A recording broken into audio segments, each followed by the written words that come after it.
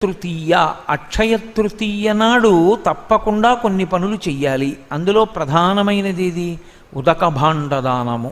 ఉదక భాండదానము అంటే కొత్త కుండలో లేదా కూజాలో శుభ్రంగా కడిగేసి ఒక 2 రోజుల ముందే దాన్ని కడగాలి. ఎందుకంటే మీరు ఆ రోజే నీళ్లు పోస్తే మట్టి కంపు వస్తాయి. అవి 2 రోజులు నీళ్లు పోసి ఉంచితే ఆ నీళ్లు వంపేస్తే ఆ కుండలో ఉన్నటువంటి నీళ్లు తాగడానికి యోగ్యమవుతాయి.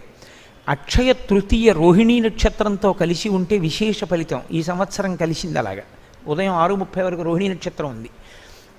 అందులో కొద్దిగా పచ్చకర్పూరం కలిపి వాసిని కడతారు. వాసిని కట్టడం అంటే ఒక కొత్త రవికెల బట్ట కడతారు. దానికి కట్టి ఈ ఉదక భాండాన్ని పట్టుకెళ్ళి బ్రాహ్మణులకు సత్పురుషులకు ఇస్తారు. ఎందుకు అలా ఇవ్వడం అని అడిగారు. అన్నిటికన్నా కావలసింది ఏమిటో తెలుసా? జలమే. ఇక్కడ నీరే అవసరం.